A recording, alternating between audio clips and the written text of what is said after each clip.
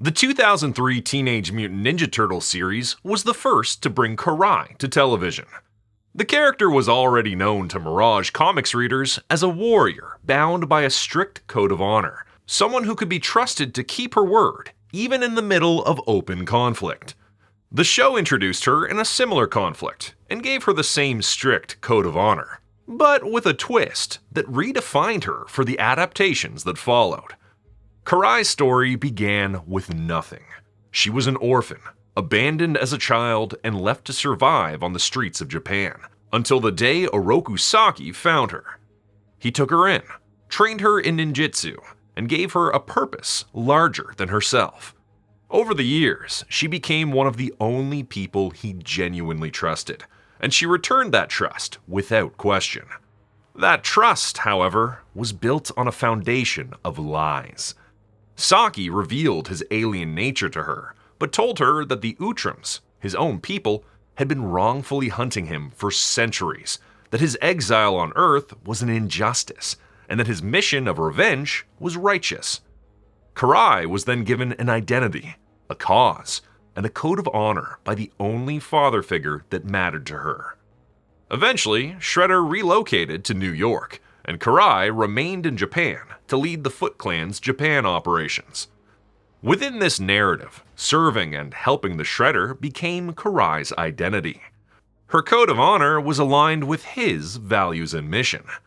But if all of it was based on a lie to manipulate her, was her code of honor really hers? Or his?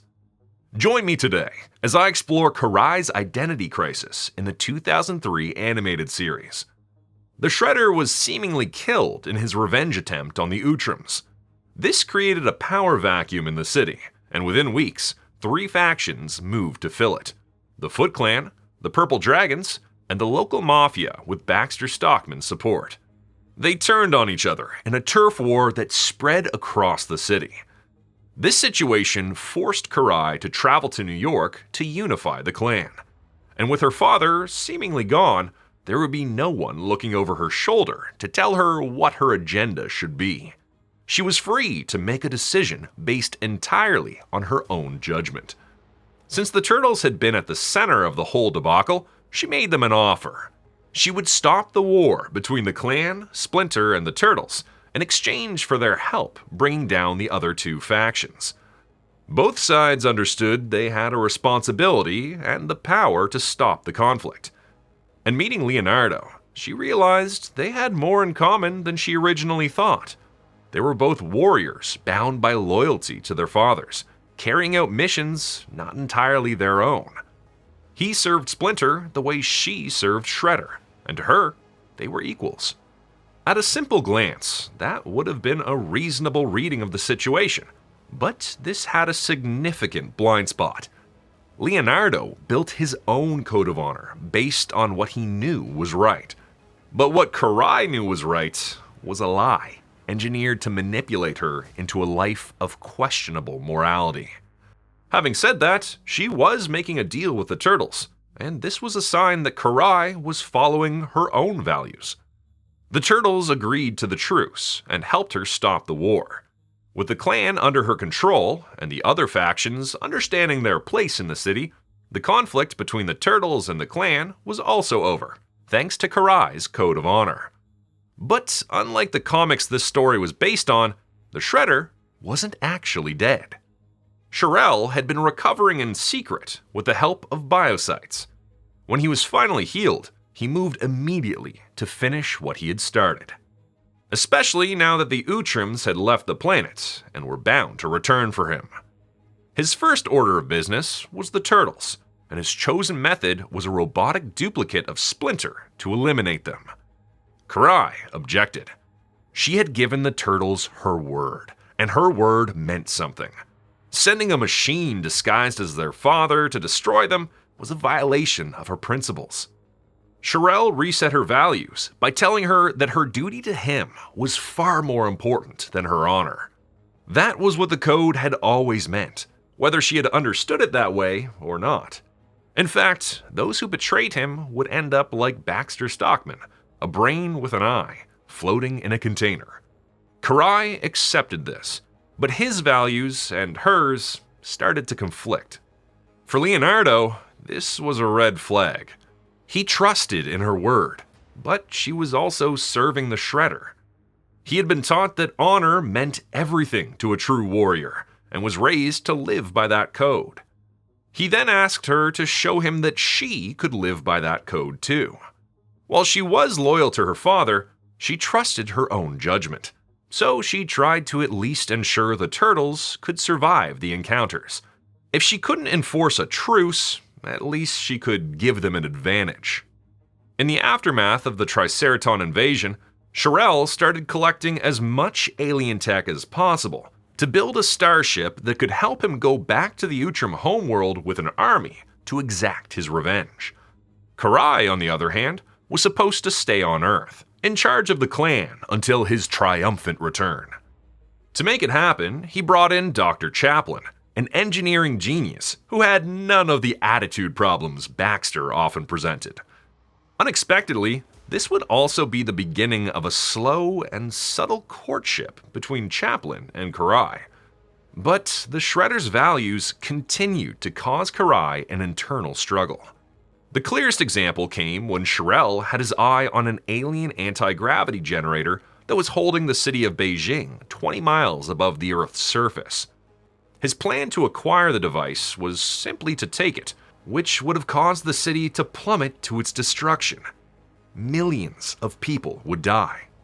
Karai, figuring that millions of innocent lives couldn't be more important than her father's mission, reached out to the turtles to help find an ethical solution to her conflict. The mission was a success. The city ended up facing the wrong direction, but it was on the ground, and everyone in it was alive. It also brought the Shredder one step closer to accomplishing his goal. For a time, things stayed in an uncomfortable but workable equilibrium. The Turtles and Karai remained on opposite sides of every conflict, but their respect held. They understood each other's codes, if not each other's causes, and that understanding was enough to keep things from deteriorating back into open war. Until Shirel's starship was completed. For the Turtles, this wasn't the worst possible outcome. With the Shredder gone and Karai in charge of the clan, the truce would have simply been reinstated. But letting Shirel reach the Outram homeworld with an army wasn't something the Turtles could allow. Hamato Yoshi had given his life to protect the Outrams from exactly this. Standing aside would have made his death meaningless, and they were not prepared to do that. Even worse, it would guarantee either a mass enslavement of the Outrams or their genocide. Karai tried to reason with Leonardo to let the Shredder leave Earth, but Leonardo's honor wouldn't allow it. She still saw the Outrams as ruthless beings, and in that moment, it looked like the Turtles were siding with the bad guys. They were clearly the ones without honor. The Turtles and Splinter moved to stop the launch, but they weren't the only ones. External interference forced Shirel to accelerate his timeline, and in the chaos, his alien nature was accidentally exposed to Hun, his most loyal enforcer. When the crisis arrived, Karai did hesitate. She fell back into the only identity she had ever fully known. Shirel was finally leaving. The Outrams were the villains, and the Turtles were standing in the way of revenge. She helped her father reach the starship. The Turtles and Splinter made it onto the ship before launch. Inside, they lost to Karai and the Shredder. Leonardo was stabbed by Karai during the fight, a strike hard enough to chip off a piece of his shell.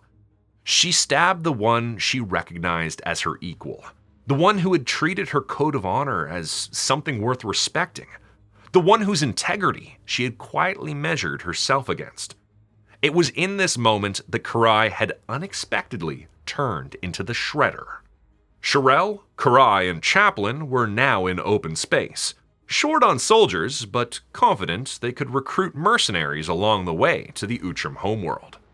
Facing no other option, Leonardo made the call to destroy the ship from its power source. It was a suicide mission, and everyone on board agreed to that.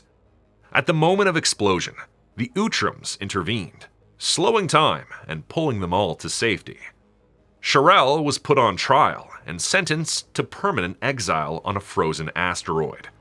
Karai and Chaplin were formally handed over to the Earth authorities, which, in practice, meant very little. When asked about this, Peter Laird jokingly said she must have had very good lawyers. She was back in New York, and not in a forgiving mood. Karai took over the Foot Clan and assumed the identity of the Shredder. She now saw the Turtles as having no honor for letting the Utrams convict her father. The same framework that had always protected Sherelle's reputation in her mind did its work again. The Utrams were the aggressors. The accusations were fabricated, and the Turtles, by siding with them, had finally shown their true colors. Every compromise she had made, every moment of quiet sympathy, had been wasted on people who were complicit in a lie. She had no more patience for the middle ground. There was an interesting contrast here with Hun, who had been Sherelle's most loyal enforcer for years until he found out he had been lied to. Karai saw his departure as a betrayal, especially since he went on to use his experience to turn the Purple Dragons into a criminal organization. But the two of them were not as different as she believed. Both had been taken under Saki's wing when they were young. Both were now, in their own ways, trying to claim his empire. The distinction was in the why. Hun's loyalty had always been conditional on a version of Saki that turned out not to exist, and once that version was gone, so was his reason to stay. Karai's loyalty had no such condition attached. Her identity was built from his mission, not just her belief in it. After finally finding the location of the sewer lair, she brought the entire Foot Clan there and destroyed it. Splinter, Raphael, Donatello, Michelangelo, and Clunk barely escaped, and for a time, it genuinely seemed like they had died. Karai proved that she was even more efficient than her father, and the only thing holding her back was her code of honor. But with Sherelle gone, who was she doing this for? In any case, she still had one more turtle to eliminate. The one she stabbed. Leonardo lost more than a piece of his shell when he lost against Karai. He almost led his family to sacrifice their lives to stop the Shredder. It was only thanks to the timely intervention of the Utrams that their lives were spared. To come to terms with this, he went on a pilgrimage with the Ancient One to find himself again. This meant that he was absent when the Foot Clan invaded the lair. He returned to New York and helped his family relocate to a new lair. After solving that crisis, he went to face Karai. Leonardo fought against her, telling her that she had never understood honor and that she was exactly like her father. He bested her in combat, destroyed her helmet, and disarmed her. Not even her upgraded armor was enough to stop a very determined Leonardo. She was ready to accept her death at his hands, but Leo gave her one last chance to do the right thing and stay away from his family. Before leaving, he decapitated the head of a Shredder statue, which served as another symbolic motivation for her to take on a pilgrimage of her own. Despite her anger, something had become clear.